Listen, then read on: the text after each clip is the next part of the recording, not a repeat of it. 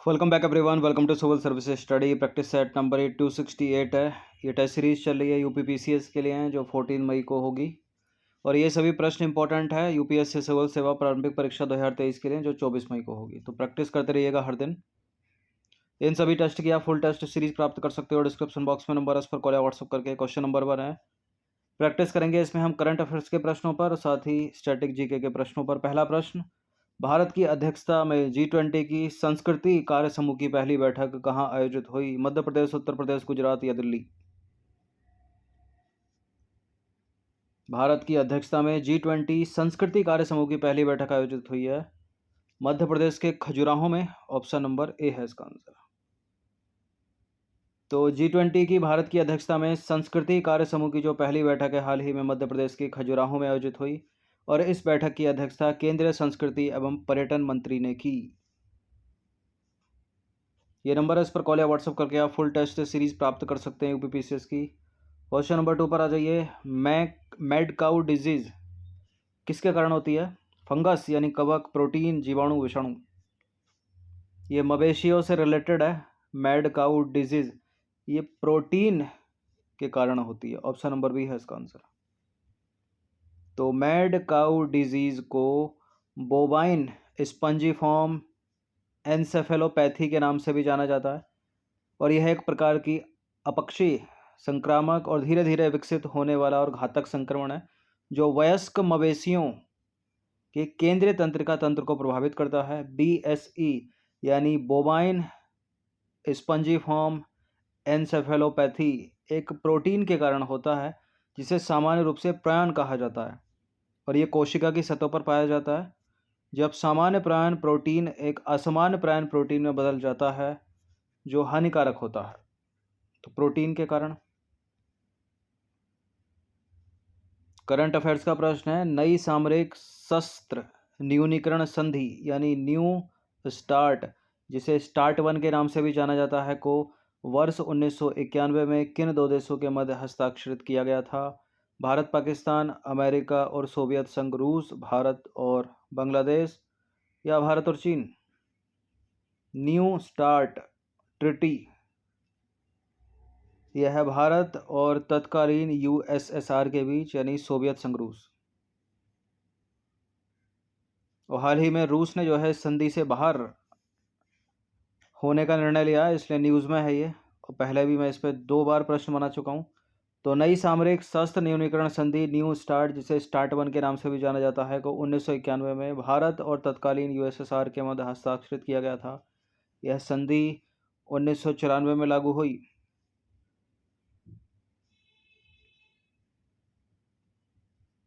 Question number 4 पर आ जाइए। भारतीय संविधान के किस अनुच्छेद के तहत राज्य जो है मवेशियों की नस्लों के संरक्षण और सुधार हेतु उपाय करता है? ये राज्य का नीति निदेशक सिद्धांत है, अनुच्छेद 36 से लेकर 51 के बीच में। और इसका आंसर ऑप्शन नंबर डी, अनुच्छेद 48। और किस आर्टिकल में क्या है सब पता होना चाहिए आपको। देखिए, अनुच्छेद 48 के तहत राज्य जो है मवेशियों की नस्लों के संरक्षण और सुधार हेतु उपाय करता है, साथ ही गायों तथा बछड़ों के सहित अन्य दुधारू व वाहक मवेशियों के वध को प्रतिबंधित करता है। अर्थात इस संदर्भ में गाय के गोबर से बने जैविक उर्वरकों के उपयोग से बहुत सहायता प्राप्त होगी। क्वेश्चन नंबर 5 पर आ जाइए। इलाहाबाद यानी वर्तमान प्रयागराज के दक्षिण पश्चिम में स्थित कोसम स्थान को प्राचीन काल में किस नाम से जाना जाता था? Shravasti, Saket, Kaushambi, Champa? Kaushambi, option number C. देखिए, इलाहाबाद के दक्षिण पश्चिम में स्थित कौसम स्थान को प्राचीन काल में कौशाम्बी के नाम से जाना जाता था, जो यमुना नदी के तट पर बसा हुआ था। ऐतिहासिक युग के प्रारंभ में कौशाम्बी वत्स राज्य की राजधानी थी, जहां उदयन का राज्य था, और इस नगर में बुद्ध ने कई बार धर्मोपदेश दिया था एवं घोषित राम यहाँ का प्रमुख विहार था, जिसका निर्माण किसने किया था? श्रेष्ठी घोषित ने कराया था। यह ज्योग्राफी का प्रश्न है। अंतर्जात बल द्वारा उत्पन्न क्षैतिज संचलन के कारण भूपटल में निर्मित अनेक विभंग तथा दरारों में जल भर जाने से किस प्रकार की झील का निर्माण होता है? रिफ्ट वैली लेक यानी रिफ्ट घाटी झील, रेजिडुअल लेक यानी अवशिष्ट झील, रिफ्ट लेक भ्रंश झील, या अर्थक्वेक फॉर्म लेक यानी भूकंप निर्मित झील। भूपटल में निर्मित अनेक विभंग तथा दरारों में जल भर जाने के कारण जिस झील का निर्माण होता है उसको बोलते हैं क्या? रिफ्ट लेक यानी भ्रंश झील। तो ऑप्शन नंबर सी है इसका आंसर। देखिए, अंतर्जात बल द्वारा उत्पन्न क्षैतिज संचलन के कारण भूपटल में निर्मित अनेक विभंग तथा दरारों में जल भर जाने से जो झील बनती है उसको भ्रंश झील कहते हैं, यानी रिफ्ट लेक। और इस प्रकार की झीलें लंबाई में अधिक लेकिन संकरी और गहरी होती हैं। साथ ही इनके किनारे जो है खड़े ढाल वाले होते हैं। अगर हम कुछ एग्जाम्पल्स देखें, एग्जाम्पल्स ऑफ रिफ्ट लेक का यानी भ्रंश झीलों के उदाहरण देखें, तो संयुक्त राज्य अमेरिका की सेन एंड्रियास झील और क्रिस्टल स्प्रिंग झील इसके उदाहरण हैं। और अफ्रीका की एडवर्ड झील, ताना झील और तंगानिका झीलें जो है रिफ्ट लेक के उदाहरण हैं। लेक टाना जिससे ब्लू नील, नीली नील नदी निकलती है, और लेक विक्टोरिया से निकलती है वाइट नील। ये दोनों मिल जाती हैं और नील नदी बनकर आगे चलती है और भूमध्य सागर में गिरती है। क्वेश्चन नंबर 7 पर आ जाइए। पृथ्वी के धरातल पर चलने वाली क्षैतिज पवनें किन कारकों का संयुक्त परिणाम है? घर्षण बल, कोरियोलिस बल, दाब प्रवणता प्रभाव, या तीनों के तीनों? तो डी आंसर। इन तीनों के तीनों का परिणाम है, इसलिए डी है इसका आंसर, उपरोक्त सभी। देखिए, पृथ्वी के धरातल पर चलने वाली क्षैतिज पवनें दाब प्रवणता प्रभाव, घर्षण बल और कोरियोलिस बल इन सभी का संयुक्त परिणाम है। और इसके अतिरिक्त गुरुत्वाकर्षण बल जो है पवनों को नीचे की ओर प्रवाहित करता है। वायुमंडलीय दाब के भिन्नता के कारण एक बल उत्पन्न होता है, जिसके संदर्भ में दाब परिवर्तन की दर को दाब प्रवणता कहते हैं। ये डेफिनेशन है दाब प्रवणता की। क्वेश्चन नंबर 8 पर आ जाइए। मलिक मोहम्मद जायसी द्वारा रचित पद्मावत की देवनागरी लिपि में लिखी गई प्राचीनतम पोथी उत्तर प्रदेश के किस संग्रहालय में रखी गई है? अंतर्राष्ट्रीय रामकथा संग्रहालय अयोध्या, राजकीय संग्रहालय लखनऊ, जनद्वीपीय संग्रहालय सुल्तानपुर, जनपदीय संग्रहालय सुल्तानपुर, या राजकीय पुरातत्व संग्रहालय फर्रुखाबाद। ये मैच वैच करने के लिए पूछ ले सकता है कि उत्तर प्रदेश का जनपदीय संग्रहालय कहाँ पर? सुल्तानपुर में। राजकीय संग्रहालय कहाँ पर? इसको तो वैसे ही याद रखिए, कैपिटल में लखनऊ में। राजकीय पुरातत्व संग्रहालय फर्रुखाबाद, अंतर्राष्ट्रीय रामकथा संग्रहालय अयोध्या। इसका आंसर क्या हो जाएगा? राजकीय संग्रहालय लखनऊ। देखिए, लखनऊ उत्तर प्रदेश का राजकीय संग्रहालय बनारसी बाग के प्राणी उद्यान में स्थित एक विशालतम बहुउद्देशीय संग्रहालय जिसकी स्थापना 1863 में की गई थी। स्थापना भी याद रखिएगा। यह संग्रहालय कानपुर विश्वविद्यालय से शोध केंद्र के रूप में मान्यता प्राप्त है और प्रसिद्ध कवि मलिक मोहम्मद जायसी द्वारा रचित पद्मावत की देवनागरी लिपि में लिखी गई प्राचीनतम पोथी जो है वो लखनऊ के इसी संग्रहालय में रखी गई है। क्वेश्चन नंबर 9 पर आ जाइए। उत्तर प्रदेश के भारतीय नाट्य अकादमी की स्थापना किस वर्ष की गई थी? 1975 में, अगस्त 1975। देखिए, हिंदी भाषी प्रांतों में प्रतिभावान युवक एवं युवतियों को नाट्य कला में प्रशिक्षण देने हेतु भारतीय नाट्य अकादमी की अगस्त 1975 में स्थापना की गई। भारतेंदु नाट्य अकादमी की अगस्त 1975 में स्थापना की गई। ठीक है, भारतेंदु है, भारतेंदु। और अकादमी द्वारा अभिनय निर्देशन, रंग तकनीक तथा नाट्य साहित्य विषयों में प्रशिक्षण दिया जाता है। और वर्ष 1988 में रंगमंडल की स्थापना भी की गई ताकि अकादमी से प्रशिक्षण प्राप्त छात्रों का पलायन रोका जा सके। क्वेश्चन नंबर 10 पर आ जाइए। प्राचीन काल में स्तूप शब्द का सर्वप्रथम प्रयोग कहाँ देखने को मिलता है? देखिए, बौद्ध धार्मिक ग्रंथों में तो है ही है, लेकिन सर्वप्रथम पूछ रहा है ये, तो सर्वप्रथम हो जाएगा इसका answer option number B, Rigveda में। तो स्तूप का उल्लेख सबसे पहले ऋग्वेद में देखने को मिलता है, जहां अग्नि की उठती ज्वालाओं को स्तूप कहा गया है। और शुल्क यजुर्वेद में समाधि के चारों ओर मृदा का ऊंचा टीला बनाने की बात कही गई है। रामायण के अनुसार महापुरुषों तथा सम्राटों की स्मृति में चैत्य यानी स्तूप निर्मित किए जाते थे। तो सबसे पहले कहाँ पर? ऋग्वेद में देखने को मिलता है शब्द का प्रयोग। क्वेश्चन नंबर 11 पर आ जाइए। बुमचू महोत्सव भारत के किस राज्य केंद्र शासित प्रदेश में मनाया जाता है? परसों या नरसों के टेस्ट में था ये प्रश्न। बुमचू फेस्टिवल ये है सिक्किम का। सिक्किम तो ऑप्शन में है ही नहीं, तो डी है इसका आंसर। देखिए, बुमचू महोत्सव एक वार्षिक पवित्र जल फूलदान अनुष्ठान है जो ताशीदिंग मठ में मनाया जाता है। ताशीदिंग मठ कहाँ पर है? सिक्किम में, तो इसका आंसर क्या हो गया? सिक्किम। और ताशीदिंग मठ जो है वो सिक्किम में रंगीत नदी के ऊपर एक पहाड़ी की चोटी पर स्थित सबसे पवित्र बौद्ध स्थलों में से एक माना जाता है। और तिब्बती भाषा में बुमचू का अर्थ क्या है? पवित्र जल का बर्तन। एवं इस जल को भक्तों के बीच वितरित किया जाता है। इंपॉर्टेंट प्रश्न क्वेश्चन नंबर 12, निम्नलिखित कथनों पर विचार करेंगे। दो कथन, इनमें से इनकरेक्ट स्टेटमेंट ढूंढना है कौन सा है। लोहा जो है पौधों में प्रकाश के संश्लेषण के लिए आवश्यक होता है। तांबा जो है पौधों में विटामिन ए के संश्लेषण के लिए आवश्यक होता है। देखिए, आयरन, लोहा नहीं बल्कि बोरोन पौधों में प्रोटीन के संश्लेषण के लिए आवश्यक होता है। गलत है पहला स्टेटमेंट। तांबा पौधों में विटामिन ए के संश्लेषण के लिए आवश्यक होता है, दूसरा वाला करेक्ट है। इनकरेक्ट अपने को ढूंढना है, तो ऑप्शन नंबर ए है इसका आंसर। तो बोरोन जो है वो पौधों में प्रोटीन के संश्लेषण के लिए आवश्यक होता है, ना कि लोहा। लोहा जो है पौधों में क्लोरोफिल के संश्लेषण के लिए आवश्यक होता है। ये दोनों चीज़ों को याद रखिएगा। और तांबा जो है पौधों में विटामिन ए के निर्माण के लिए आवश्यक होता है। इसका आंसर सभी को पता होगा। अंतर्राष्ट्रीय न्यायालय यानी इंटरनेशनल कोर्ट ऑफ जस्टिस का मुख्यालय कहाँ पर है? लैंड में है, किसी लैंड में। कौन सा लैंड है वो है नीदरलैंड। नीदरलैंड के हेग में।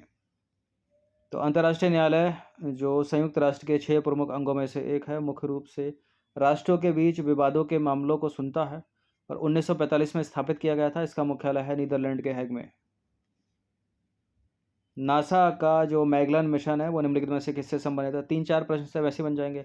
मैगलन मिशन किसका है? नासा का है, कैनेडियाई स्पेस एजेंसी का है, इसरो का है, या चीन का है, किसका है? तो नासा यानी यूएस का है ये। और ये एक शुक्र मिशन है, बी है इसका आंसर। तो शुक्र ग्रह हेतु नासा का जो मैगलन मिशन है वो सबसे सफल प्रमुख अंतरिक्ष मिशनों में से एक है। यह शुक्र ग्रह जिसे 4 मई 1989 को लॉन्च किया गया था कि पूरी सतह की छवि लेने वाला जो है अंतरिक्ष यान था। और हाल ही में इसने कुछ और तस्वीरें भेजी हैं जो ये बताती हैं कि पिछले 1 महीने में 2 बार जो है 2 से 3 बार जो है ज्वालामुखी घटनाएं वहां पर देखने को मिली हैं। क्वेश्चन नंबर 15 पर आ जाइए। जापानी इंसेफेलाइटिस से रिलेटेड 2 स्टेटमेंट है, यहाँ पर कौन सा इसमें करेक्ट होगा? यह एक वायरल संक्रमण है जो मस्तिष्क में जलन पैदा करता है और यह रोग क्यूलेक्स प्रजाति के संक्रमित मच्छरों के काटने से मनुष्यों में फैलता है। ये दोनों के दोनों करेक्ट हैं, सी है इसका आंसर, पहले भी हमने चर्चा की है। तो जापानी इंसेफेलाइटिस एक वायरल संक्रमण है। अगर यहीं फंगस संक्रमण हो जाता तो गलत हो जाता स्टेटमेंट। मस्तिष्क में जलन पैदा करता है ये फ्लेवी वायरस के कारण होने वाली एक बीमारी है जो डेंगू, पीला बुखार और वेस्ट नाइल वायरस के समान जीनस से संबंधित है। जापानी इंसेफेलाइटिस वायरस भारत में एक्यूट इंसेफेलाइटिस सिंड्रोम का एक प्रमुख कारण है और यह रोग क्यूलेक्स प्रजाति के संक्रमित मच्छरों के काटने से मनुष्यों में फैलता है, इसको याद रखिएगा। और ये मच्छर मुख्य रूप से धानों के खेतों और जलीय वनस्पतियों से भरपूर बड़े जल निकायों में प्रजनन करते हैं, क्यूलेक्स मच्छर। क्वेश्चन नंबर 16 भी करंट अफेयर्स का सवाल है और ये है माई मुसेमिया सीलोनिका के संदर्भ में निम्नलिखित कथनों पर विचार कीजिए। माई मुसेमिया सीलोनिका एक दुर्लभ कीट प्रजाति है और इसे कलक्कड़ मुंडन थोराई टाइगर रिजर्व तमिलनाडु में पहली बार देखा गया है। ये दोनों के दोनों करेक्ट हैं स्टेटमेंट, सी है इसका आंसर। तो तमिलनाडु के शोधकर्ताओं ने कलक्कड़ मुंडन थोराई टाइगर रिजर्व के बफर जोन में भारत में पहली बार एक ऐसी दुर्लभ कीट प्रजाति देखी है या पाई गई है वहाँ पर, और इसे आखिरी बार 127 साल पहले 1893 में श्रीलंका में देखा गया था और ये तमिलनाडु में मिली है। माई मुसेमिया सीलोनिका एक कीट की प्रजाति है। अगर यूपीएससी ये सवाल कर ले तो कि हाल ही में चर्चा में रही माई मुसेमिया सीलोनिका क्या है? एक वायरस है, एक बैक्टीरिया है, एक तितली है, एक कीट की प्रजाति है। तो कीट की प्रजाति है जो उप प्रजाति अग्रिस्टिन और नेक्डुइडे समूह से संबंधित है। तो माई मुसेमिया सीलोनिका कीट की एक प्रजाति है, याद रखिएगा। नोक्टुइडे, ठीक है, नोक्टुइडे। क्वेश्चन नंबर 17 पर अजय निम्नलिखित में से कौन सी पंचवर्षीय योजना मानव संसाधन विकास पर केंद्रित थी? पहली तो आर्थिक विकास पर थी, एलिमिनेट कर दो। पांचवी गरीबी उन्मूलन पर थी, तीसरी भी नहीं है, आठवीं है इसका आंसर। तो पहली पंचवर्षीय योजना आर्थिक विकास पर आधारित थी, अभी 68वीं बीपीएससी में पूछा गया था ये सवाल। और तीसरी पंचवर्षीय योजना कृषि विकास और वृद्धि पर, पांचवी पंचवर्षीय योजना गरीबी उन्मूलन रोजगार पर, और आठवीं थी उद्योगों का आधुनिकीकरण और मानव का विकास। और आठवीं पंचवर्षीय योजना ने सभी विकास प्रयासों के मूल के रूप में मानव विकास को मान्यता दी, ठीक है। और आठवीं पंचवर्षीय योजना 1 अप्रैल 1992 को शुरू की गई थी। इंपॉर्टेंट प्रश्न है ये। क्वेश्चन नंबर 18, सूची 1 को सूची 2 के साथ सम्मिलित कीजिए। धूसर क्रांति यानी ग्रे क्रांति, गुलाबी क्रांति यानी पिंक रेवोल्यूशन, रजत क्रांति, लाल क्रांति। रेड रेवोल्यूशन बताइए कौन सी किससे संबंधित है? ये तो प्रश्न पूछा ही जाता है किसी ना किसी एग्जाम में। तो धूसर क्रांति यानी ग्रे क्रांति उर्वरक उत्पादन से संबंधित है। गुलाबी क्रांति यानी पिंक रेवोल्यूशन ये है प्याज के उत्पादन से। रजत क्रांति हो गई अंडे के उत्पादन से। और लाल क्रांति हो गई टमाटर और मांस उत्पादन से। तो ग्रे रेवोल्यूशन ए का 4 क्या एक से एलिमिनेट हो जाएगा? ये हो गया। तो धूसर क्रांति यानी ग्रे रेवोल्यूशन उर्वरक उत्पादन से है। गुलाबी क्रांति यानी पिंक रेवोल्यूशन प्याज, औषधि और झींगे के उत्पादन से है। और रजत क्रांति यानी सिल्वर रेवोल्यूशन वो अंडों के उत्पादन से है। और कौन सी है? लाल क्रांति टमाटर और मांस उत्पादन से। और विशाल तिवारी को जो है भारत में लाल क्रांति का जनक कहा जाता है। क्वेश्चन नंबर 19 पर आ जाइए। कृषि विपणन प्रणाली में सुधार के लिए भारत सरकार द्वारा अपनाया गया नीतिगत उपाय कौन सा है इनमें? सार्वजनिक वितरण प्रणाली, न्यूनतम समर्थन मूल्य, बफर स्टॉक का रखरखाव। तो ये तीनों के तीनों हैं। कृषि विपणन प्रणाली में सुधार से संबंधित भारत सरकार के उपाय, तो डी है इसका आंसर। देखिए, सार्वजनिक वितरण प्रणाली उपभोक्ता मामले, खाद्य और सार्वजनिक वितरण मंत्रालय के तहत स्थापित एक भारतीय खाद्य सुरक्षा प्रणाली है। पीडीएस सस्ती कीमतों पर खाद्यान्न के वितरण के माध्यम से कमी के प्रबंधन की एक प्रणाली के रूप में विकसित हुआ और इसने खाद्य कीमतों को स्थिर करने और गरीबों को सस्ती कीमतों पर भोजन उपलब्ध कराने में मदद की है। यह गोदामों में खाद्यान्न के बफर स्टॉक को बनाए रखता है ताकि कम कृषि खाद्य उत्पादन की अवधि के दौरान भी भोजन का जो प्रवाह है वो सक्रिय रहे। और इसने देश के अधिशेष क्षेत्रों में अभावग्रस्त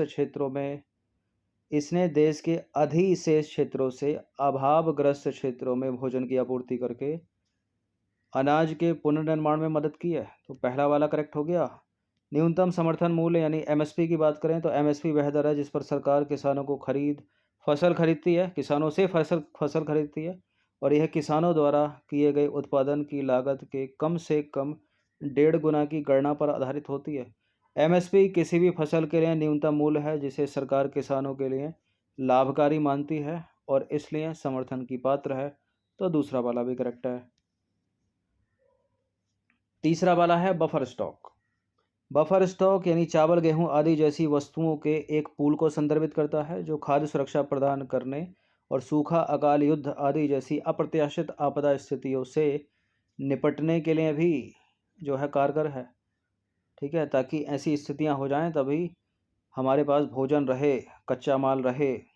भारत में बफर स्टॉक सार्वजनिक क्षेत्र द्वारा बनाए रखा जाता है और न्यूनतम समर्थन मूल्य यानी एमएसपी पर किसानों से खाद्यान्न की खरीद उन्हें अपना माल घाटे में बेचने की आवश्यकता से मुक्त करती है और उन्हें उनके निवेश पर उचित लाभ की गारंटी देती है। प्रत्येक भारतीय व्यक्ति को उनके भरण पोषण के लिए पर्याप्त भोजन की आपूर्ति करने या खाद्य सुरक्षा को बनाए रखने के उद्देश्य को पूरा करने के लिए खाद्यान्नों के बफर स्टॉक को बनाए रखा जाता है। तो तीसरा वाला भी करेक्ट हो गया और तीनों के तीनों करेक्ट हो गए और डी है आंसर। क्वेश्चन नंबर 20 पर आज अंतिम प्रश्न है। निम्नलिखित में से किस किस में फोटो डायोड का उपयोग किया जाता है? सीडी प्लेयर में, स्मोक डिटेक्टर में, इंफ्रारेड रिमोट कंट्रोल के लिए रिसीवर, चाहे वो टीवी के हो सकते हैं, एसी के हो सकते हैं। फोटो डायोड का उपयोग किया जाता है सीडी प्लेयर में, रिमोट स्मोक डिटेक्टर में और इंफ्रारेड रिमोट कंट्रोल के लिए रिसीवर में। तो 1 2 3 डी है इसका आंसर सभी। देखिए, प्रकाश की तीव्रता को सटीक रूप से मापने के लिए फोटो डायोड का उपयोग किया जाता है और फोटो डायोड का उपयोग सीडी प्लेयर में, स्मोक डिटेक्टर में, चिकित्सा उपकरण और इंफ्रारेड रिमोट कंट्रोल के लिए रिसीवर में किया जाता है, जो एयर कंडीशनर से लेकर टीवी तक सब कुछ संचालित करने के लिए उपयोग किया जाता है, रिमोट कंट्रोल रिसीवर। तो 20 प्रश्न थे, इंपॉर्टेंट है, इनकी प्रैक्टिस कर लीजिएगा, 1 से 2 बार इनको पढ़ लीजिएगा। प्लेलिस्ट इसकी बना रखी है, वहाँ पर आप टेस्ट नंबर 1 से लेकर जो भी नया टेस्ट आएगा वहाँ तक पहुँच सकते हैं। 14 मई को एग्ज़ाम है, प्रैक्टिस करते रहिएगा हर दिन। सब्सक्राइब रखना सिविल सर्विसेज स्टडी चैनल को। धन्यवाद।